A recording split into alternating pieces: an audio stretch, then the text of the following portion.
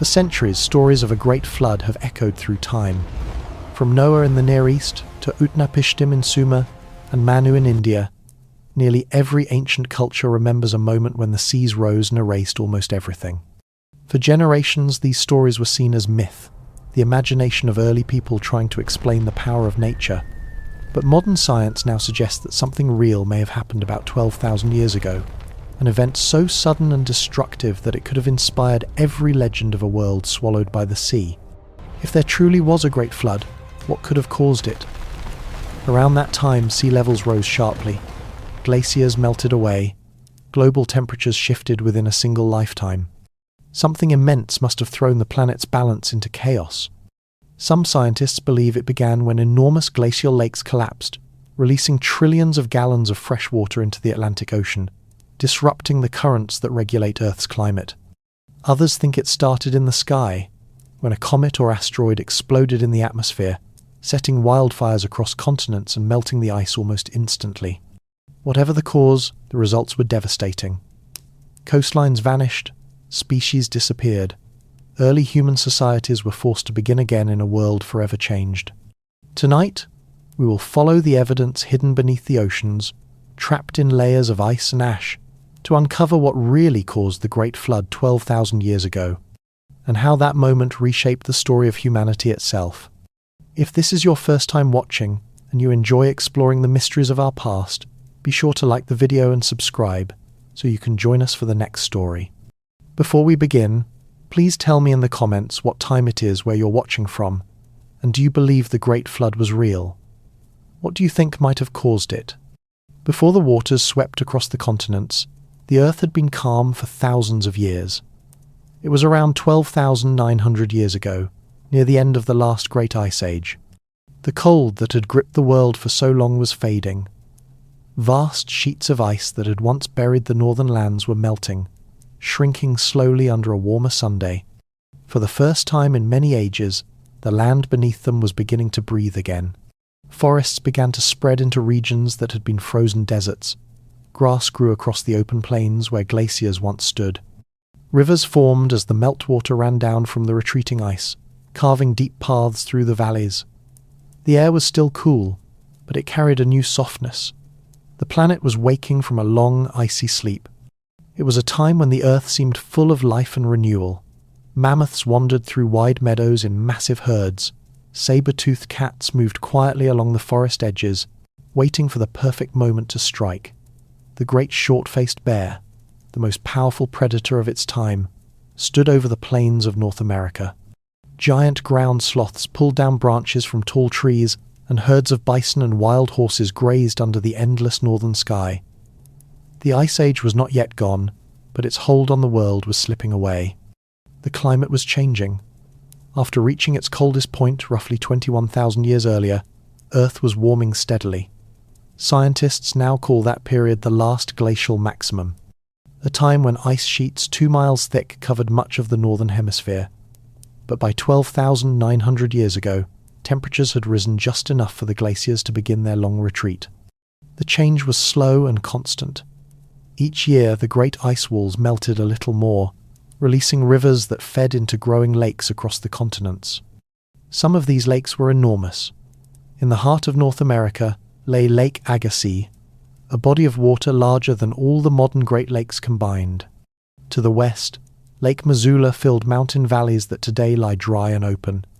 Farther east, Lake Ojibwe spread along the retreating edge of the glaciers.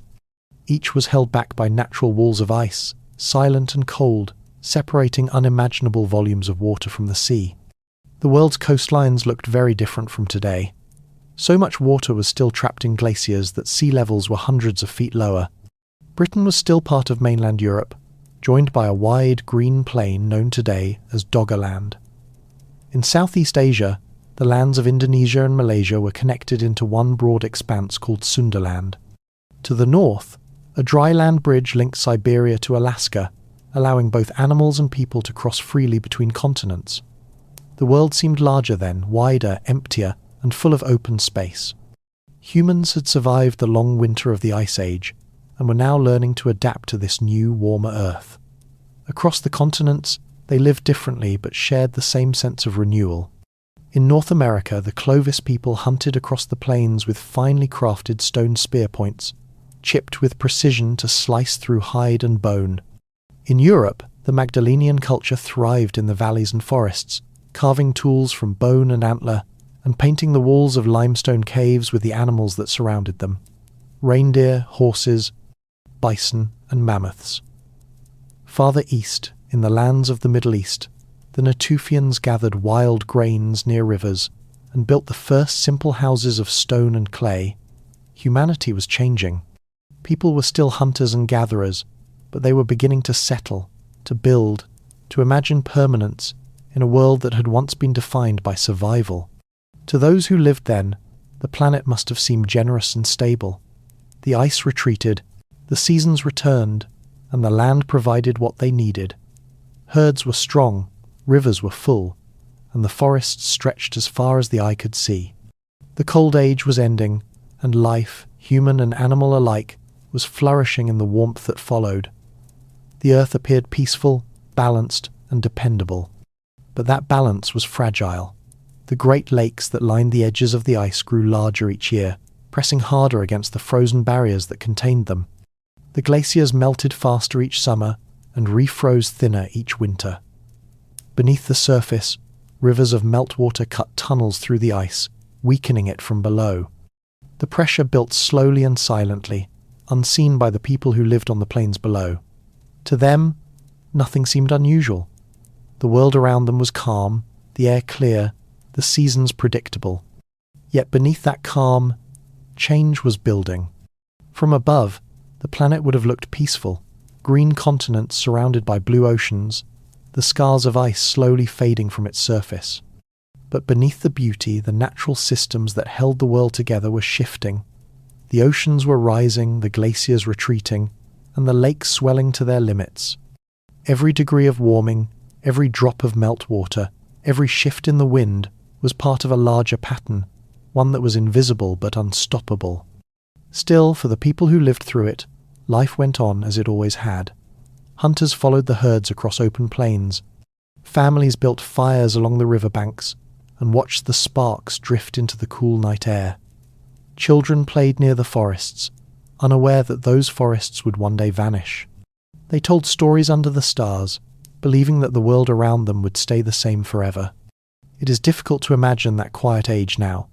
The air was colder than today, but clean and sharp. The forests were wild but full of life. The coastline stretched far beyond their modern boundaries. The earth was young, simple, and full of balance. It was a planet in recovery, shaped by ice and water, by warmth and patience. For thousands of years the world had lived in harmony.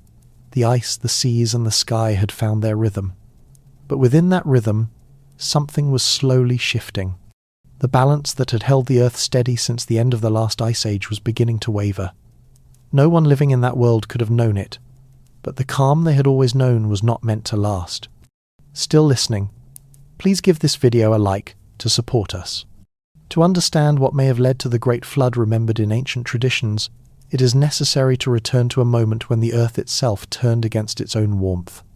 Around 12,900 years ago, the planet underwent one of the most abrupt and mysterious transformations in its history.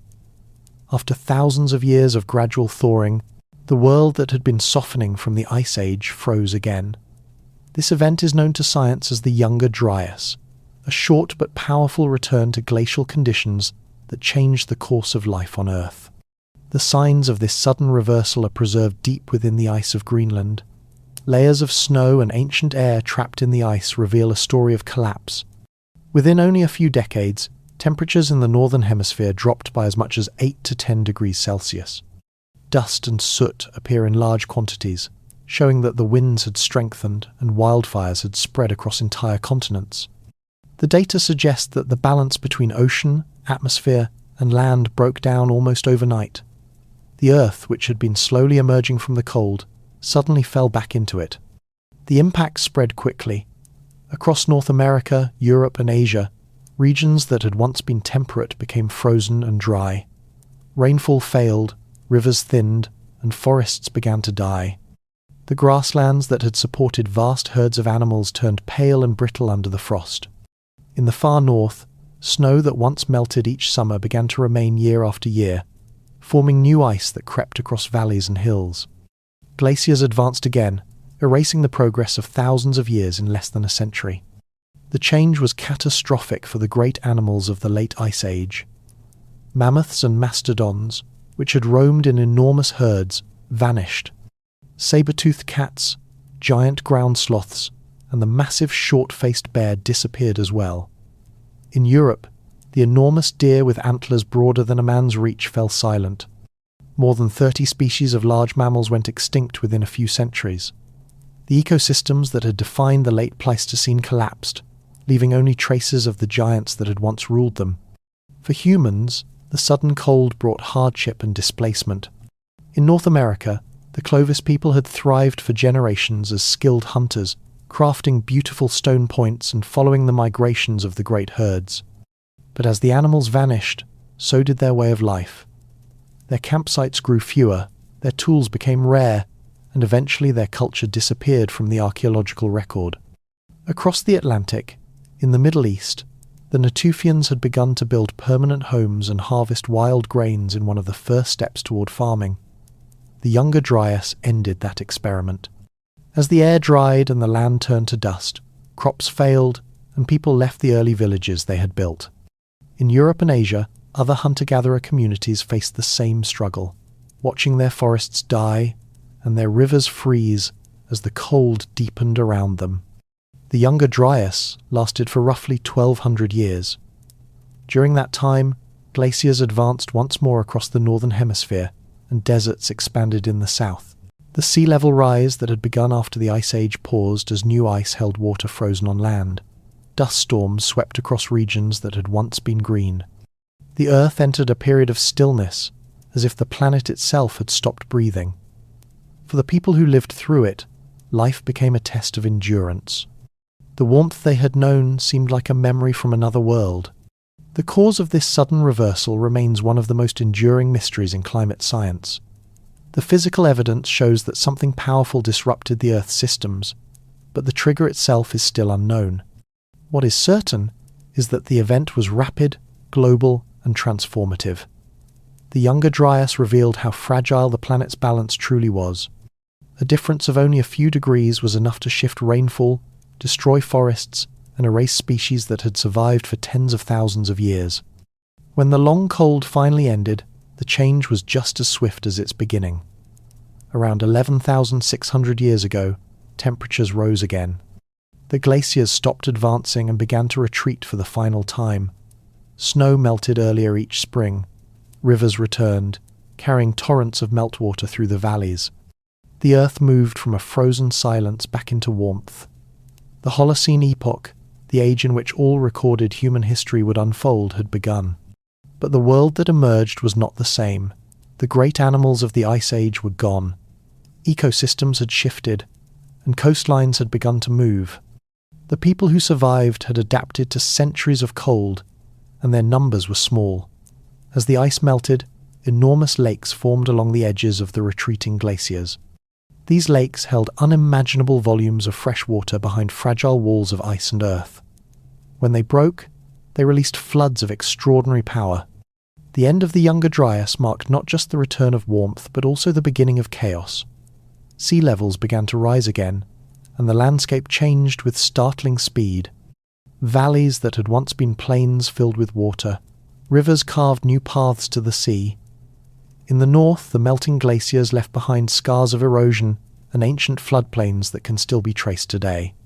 The same process that had frozen the Earth now began to drown it. For those who lived in that time, the transformation must have been overwhelming. After generations of cold and hunger, they saw the ice vanish and the waters rise. What had once been land turned into lakes, bays, and coastlines. The memory of that change would echo for thousands of years in stories of a world renewed by water. The Younger Dryas was the hinge on which everything turned. It was the moment when the Earth reversed its own course, freezing a warming planet and then unleashing its stored water in the floods that followed. The Great Flood was not born from a single storm or a single day, but from the long struggle of the planet to find balance after the Younger Dryas. What began in ice would end in water, and from that transformation, a new world would emerge. Stay with us, and please give this video a like to support the channel. In the next part, we will explore the first theory believed to have caused the Great Flood. The first theory, discovered by scientists, and also considered the most convincing, suggests that the Great Flood did not originate from myth or any celestial event, but from the melting of the Ice Age itself. When the glaciers that covered much of the northern world began to collapse, they released more water than any storm or sea could ever hold. This is known as the meltwater hypothesis, and it describes how the end of the Ice Age may have brought the Great Flood to life. When the long cold of the Younger Dryas finally lifted, the Earth began to warm again. The change was sudden, and the planet responded like a frozen river breaking apart in spring. The great ice sheets that had once stretched across North America and northern Europe began to crack and retreat. Beneath them, enormous lakes had formed, trapped by walls of ice that held back unimaginable volumes of water. These were not lakes as we know them today, but inland seas. The largest, called Lake Agassiz, spread across much of what is now central Canada. Joined later by its twin, Lake Ojibwe, it covered an area greater than all the modern Great Lakes combined. For thousands of years, these icy dams held firm, containing the meltwater of a continent. But the balance was fragile. As the climate warmed, the ice thinned, streams cut through its edges, and pressure built behind the frozen barriers. Then, at last, the walls gave way. The sound must have been like thunder that never ended. Billions of tons of water burst across the land, sweeping away forests, carving new valleys, and leaving behind scars still visible in the rock today. In some places, the floods were hundreds of feet deep and moved faster than any river the world has ever known.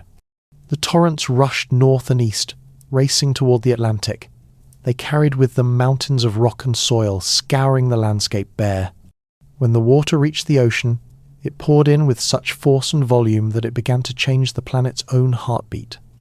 The Atlantic meridional overturning circulation, the vast ocean current that carries warm water north and cold water south, was suddenly overwhelmed by an enormous pulse of fresh water. That current acts like the lungs of the Earth, spreading warmth and regulating climate across the globe. When the balance between salt and fresh water was disturbed, the system faltered. In the centuries that followed, the effects spread across the northern hemisphere. Temperatures shifted. Storms became unpredictable. The rhythm of the seasons changed. The ice continued to melt, feeding new floods each year. The Earth had begun to release the water it had stored for tens of thousands of years, and nothing could stop it. This process did more than change the weather. It raised the seas. As the glaciers retreated, ocean levels began to climb at a rate no human had ever witnessed. During what scientists now call meltwater pulse 1b, the world's oceans rose by roughly 7 to 14 meters over the course of a few centuries. In human terms, that means the coastlines of entire continents disappeared within a handful of generations. Lowlands turned into bays, islands formed where mountains had stood, and whole regions vanished beneath the waves. The evidence for these floods can still be seen today. Beneath the waters off Barbados and the Florida Keys, coral reefs show signs of having grown upward at a pace far faster than normal, trying to keep up with the rising sea. Geologists studying these reefs, including William Fairbanks in 1989, discovered patterns that matched perfectly with a sudden global surge of meltwater. On land, the marks are carved into stone. Across Washington and Idaho, the channeled scablands stretch for miles, a maze of deep channels and dry waterfalls left behind by the violent draining of Lake Missoula. That ancient lake had once been trapped behind a wall of glacial ice. When the ice dam failed, it unleashed waves of water hundreds of feet high that tore across the landscape at nearly 100 kilometers per hour. In a matter of days, entire valleys were stripped clean, leaving behind ripple marks large enough to be seen from the air. These floods were not isolated events. They were part of a global pattern, each one adding to the rising ocean. Every time a lake burst its icy walls, the seas climbed higher. Over centuries, the water spread outward, drowning river valleys and coastal plains across the world. The British Isles separated from Europe. In Southeast Asia, A vast stretch of land known as Sunderland sank beneath the waves, turning hilltops into islands. The shapes of continents themselves were changing. For the people of that time, the transformation must have felt like the world itself was ending. After centuries of cold and hunger, warmth had returned, but it brought destruction instead of peace. Rivers swelled beyond their banks, familiar hunting grounds vanished, shorelines that had provided food and shelter disappeared into the sea. Families and tribes were forced to move again and again, always retreating from the advancing waters. To those who lived through it, the floods must have seemed supernatural. There were no instruments to measure the rising sea, no maps to show what was happening. All they knew was that the land was dying beneath their feet. They watched mountains become islands, and islands sink into the horizon. Over generations, their memories turned into stories of gods and waters, of renewal and punishment. The great flood that appears in so many ancient traditions may well have begun with these real and relentless tides. The meltwater hypothesis provides a clear scientific picture of how such a flood could have happened.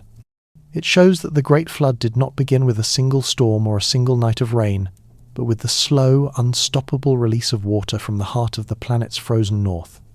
The end of the Ice Age was not gentle. It was violent, unpredictable, and global in its reach. Even now, the signs remain. Beneath modern seas lie the ancient river systems that once carried meltwater to the ocean. On the continents, the ghostly outlines of vanished lakes and floodplains trace the paths of water that shape the world we know. Each one is a chapter in the same story, the story of how the earth thawed, how the seas rose, and how humanity inherited a new world from the wreckage of the old. Yet the mystery is not complete. The melting of the glaciers explains how the floods occurred, but not why they happened so suddenly, or why they seemed to strike across the planet at once. Something more may have triggered the collapse, something beyond ice and water, waiting to be uncovered in the next chapter of the Earth's long memory. Stay with us, because up next, we will look at the second theory that may explain the cause of the Great Flood. The second possible cause of the Great Flood does not begin with ice or ocean. It begins with the sky. Long before the waters rose, the heavens may have opened in fire. It was the end of the Ice Age, a time when the Earth was slowly warming. Forests stretched farther north each year, animals roamed the open plains, and life was returning after thousands of years of cold. But far above the frozen lands of North America, something ancient was moving toward Earth, a traveller from deep space carrying dust and ice from the birth of the solar system. When that comet met the planet, the night sky turned to day. It happened around 12,800 years ago. The air was cold and the ground was white with endless glaciers. Then, without warning, light filled the heavens. Across the horizon, streaks of flame appeared, bright as lightning and endless. Moments later, the sky exploded. The sound rolled across the land like thunder that never stopped. It was not one explosion but many, a swarm of fragments breaking apart high in the atmosphere and detonating over the northern ice. The heat was beyond anything the Earth had ever known. Forests burst into flame, and the surface of the Great Laurentide ice sheet began to melt and crack under the shock. Scientists believe the power of that event may have been hundreds of times greater than the bombs that destroyed Hiroshima. The wave of heat spread outward, consuming everything in its path. Animals fled across the plains in panic. The ice hissed and fractured. Smoke rose high into the atmosphere. For days, perhaps weeks, the northern world glowed with fire. Then came the darkness. The story of that night is not written in any book, but the Earth remembers. Buried in ancient floodplains and lake beds across North America lies a thin, dark band of soil that scientists call the Black Mat. It marks a boundary between two worlds. Beneath it lie the remains of warmth and abundance. Above it begins the record of cold and loss. Inside that layer are clues that point to something from beyond our planet. Under microscopes, researchers have found tiny spheres of metal and glass, droplets that melted in mid-air and cooled as they fell. They have found microscopic diamonds formed under extreme heat and pressure, and traces of platinum far richer than anything that naturally exists in Earth's crust. Deep within Greenland's ice, another sign appears, a sharp rise in platinum at the same point in time. Together, these clues form a fingerprint left by something that came from the stars. What followed changed the world. Ash and soot filled the air, blocking sunlight and cooling the planet. The fires died out, but the smoke remained, and the warmth that had returned after the Ice Age vanished. Within only a few decades, the Earth slipped back into deep freeze. Forests that had crept north began to die. Grasslands turned to tundra. The seasons no longer followed their familiar rhythm. Scientists call this sudden reversal the Younger Dryas, and it began exactly when the black mat was formed. The cold was only part of the disaster. When the explosion struck the ice sheet, the heat weakened the frozen walls that held back enormous lakes like Agassiz and Ojibwe, bodies of water larger than anything we know today. Over time, the pressure grew until the ice could no longer hold. The lakes burst, sending torrents of fresh water rushing toward the sea. The sudden flow changed the oceans themselves, disturbing the great currents that carry warmth around the planet. The climate faltered, storms grew fierce, sea levels began to rise. The floods that followed reshaped entire continents, carving new paths for rivers and drowning the lowlands where people once lived. For those who survived, the world must have seemed haunted. Fires swept through forests that had never burned before. The great beasts of the Ice Age, from mammoths to saber-toothed cats, vanished from the land. The air turned cold again, and the world grew silent. To those who looked up at the stars, it must have felt as if the heavens had turned against them. Evidence of the catastrophe stretches far beyond North America. In Syria, at a site called Abu Huraira, a prehistoric village lies buried beneath a layer of melted glass and ash from the same time period. In South Africa, ancient soil holds the same traces of carbon and tiny metallic spheres. Across Europe, dark layers of charcoal lie hidden beneath modern fields. Even in Greenland's ice, the platinum spike remains as a quiet witness to that time. The timing is exact, the pattern global. Every sign points to an event that reached across the entire planet. No crater has ever been found, and that mystery has long puzzled researchers. But that absence does not mean the story is untrue. When a comet or meteor explodes in the air, it spreads its destruction outward rather than digging a single hole in the ground. The energy travels through the atmosphere, burning everything below and leaving only microscopic traces behind. We have seen this kind of blast before. In 1908, a smaller object exploded above Tunguska in Siberia, flattening 80 million trees in a perfect circle without leaving a crater. The event that struck 12,000 years ago would have been thousands of times more powerful. When the fires finally died, the ash fell to the ground. Snow began to cover the land again, and the world stayed frozen for more than 1,000 years. But the damage was done. The forests and animals were gone. The ice was broken. And when the cold finally ended, all that weakened ice melted at once. The Great Lakes burst again, their waters racing to the oceans, raising the seas higher than before. The flood that reshaped the planet may have begun not with rain, but with fire from the sky. Whether this happened exactly as the comet theory describes or through some other chain of events, one truth remains. The end of the Ice Age was not a slow and gentle thaw. It was a moment of chaos when the heavens reached down and changed the earth. Fire turned to cold, cold turned to flood, and the world that followed was new. Even now, that thin black line lies silent beneath our feet, a dark scar left from the night when the sky burned and the earth began to change forever. If you are still here, leave a like to let me know you are still awake and still listening to the story. However, many scientists believe that the Great Flood was not caused by one single event. It was not only melting glaciers or a comet from space, but a combination of forces that built upon each other until the planet itself could no longer stay in balance. In this view, Earth did not suffer from one disaster. It went through a chain reaction, a series of connected changes that pushed every part of the planet to its limit. When the Ice Age began to end, the first link in this chain was simple: warmth. The ice that had covered the continents started to melt faster each year. Rivers of fresh water poured into the oceans, changing their chemistry and their temperature. The great ocean currents that carried heat around the world began to slow down. Without their steady flow, weather patterns shifted. Places that had once been mild grew colder, and others turned dry and hot. The rhythm of the planet was breaking down. The changes on the surface reached deep into the ground. As the heavy glaciers disappeared, the crust of the earth rose slightly, like a spring uncoiling. That movement caused earthquakes in regions that had been quiet for thousands of years. Ice shelves broke away from the poles and fell into the sea. When they did, they created waves that raced across the Atlantic, flooding coastlines and carving new shapes into the land. At the same time, a silent threat was emerging from the far north. Beneath the frozen ground of the Arctic, gases had been trapped for millennia. As the ice melted, those gases escaped. One of them, methane, is a powerful greenhouse gas that makes the planet heat even faster. The more the ground thawed, the more methane was released, and the faster the warming became. It was a feedback loop, a natural cycle that fed on itself. Some researchers believe this warming may have woken volcanoes that had been sleeping under the weight of ice.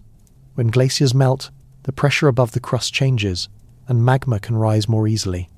If this happened on a large scale, it could have filled the skies with ash and smoke, blocking sunlight for months at a time. The air would have cooled again, only for the heat to return once the skies cleared. The Earth began to swing between extremes, unable to settle into a steady state. With the climate unstable, everything else began to react. The oceans rose higher each century as the glaciers melted.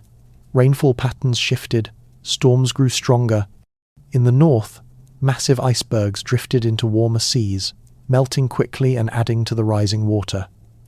In the south, coastlines that had once been safe began to disappear under the waves.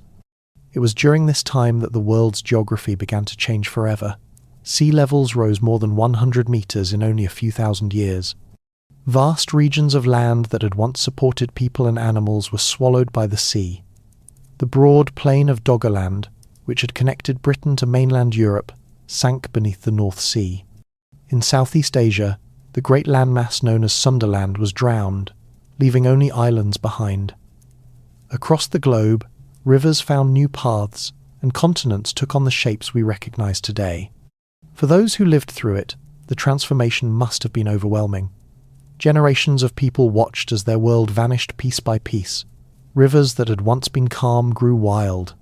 Forests where their ancestors had hunted disappeared under salt water.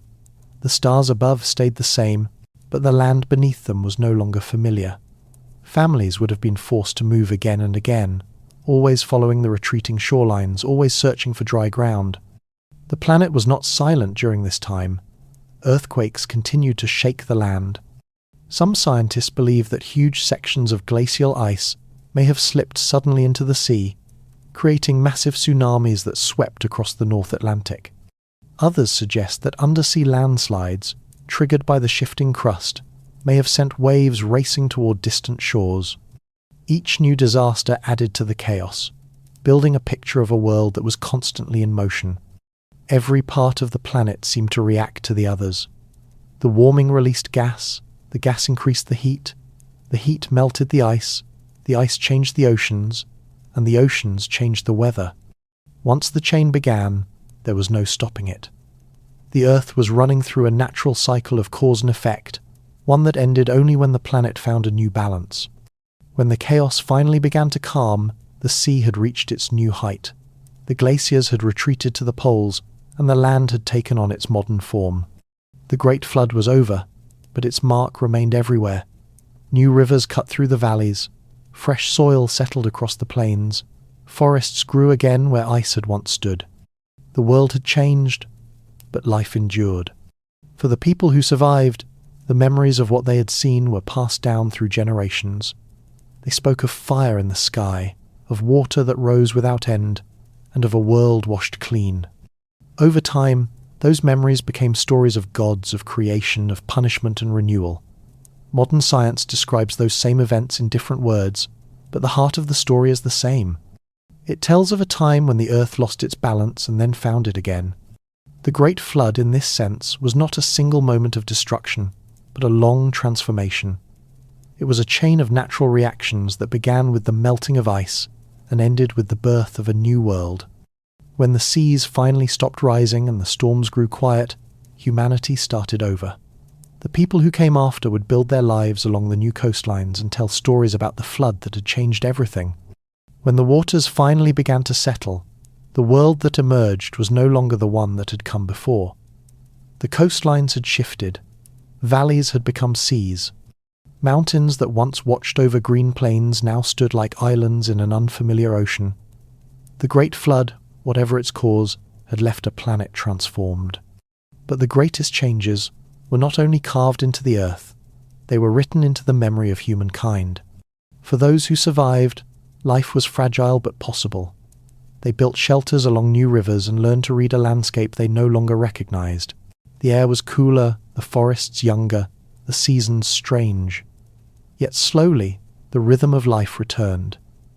People gathered again in small groups, carrying stories of the world that had vanished. They told of a time when the sky burned, when the oceans rose, and when the gods, or perhaps the earth itself, washed the world clean. Those stories became the thread that tied the survivors to the past, a way to make sense of what no one could truly explain. In the centuries that followed, those stories travelled far. They became the seeds of myth. Across Mesopotamia, the tale of a man who built a great boat and survived the flood would become the legend of Utnapishtim. In the lands that would one day be India, the memory of Manu warned that humanity could be lost and reborn in water. In the hills of the Near East, those stories changed again and became the flood of Noah. Though the names and details differed, the heart of the story remained the same. The world had drowned once, and only those who remembered had survived. But memory alone was not enough. Something in the human spirit changed after the flood. Perhaps it was fear, or perhaps awe, but from that moment, people began to build, not just for survival, but to endure. Around 11,600 years ago, in what is now southeastern Turkey, a group of survivors created something that still confounds us today. They gathered great stones, carved them with symbols of animals and stars, and arranged them in circles. The place is called Göbekli Tepe, and it may have been the first temple ever built on Earth. Long before writing or cities or metal, they built this monument to something greater than themselves. Some believe they were honouring the heavens, others believe they were remembering what had fallen from it. On one of the pillars, a vulture holds a circle that many think represents a comet. If that is true, Göbekli Tepe may be the world's oldest memorial, a stone message from people who refused to let the memory of the Great Fire and Flood disappear. Whatever its purpose, it marked a turning point. From that moment, humanity began to rise again. Villages spread across the fertile plains left by retreating glaciers. People learned to plant crops and shape tools from stone. They domesticated animals and built walls to protect their homes. In time, they would invent writing, trade, and government. But behind every new beginning was the same quiet truth. The earth could change without warning. The people of the New Age lived close to the land, and perhaps they understood that nothing they built would last forever. Over the millennia, the ocean continued to creep forward. It rose more than 100 meters before finally reaching its present level. Beneath today's calm seas lie the ruins of a drowned world. Sonar scans of the ocean floor reveal ancient riverbeds and coastlines now hidden beneath the waves. Off the shores of India, Greece, and Japan, divers have found the remains of walls and stone terraces that may once have belonged to forgotten settlements.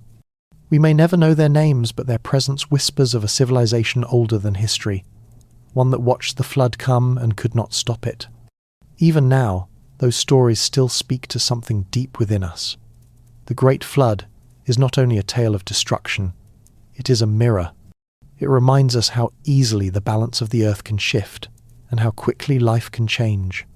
The forces that once reshaped the world still move quietly around us. The melting of ice, the rise of seas, the slow but certain turning of the planet's cycles. The flood is no longer a punishment or a myth. It is a lesson written in water, telling us to listen before the tide returns. In every generation, humanity has faced its own version of the flood. Sometimes it comes as fire, sometimes as drought, sometimes as the quiet erosion of what we thought would never change. And yet, every time, we endure, we rebuild. The story of the Great Flood is not the story of an ending, but of a beginning, a reminder that even after the world seems lost, there is always a chance to start again. And if you enjoy exploring forbidden history and the secrets of lost civilizations, make sure to subscribe so you never miss the next story that rises from the depths. Good night,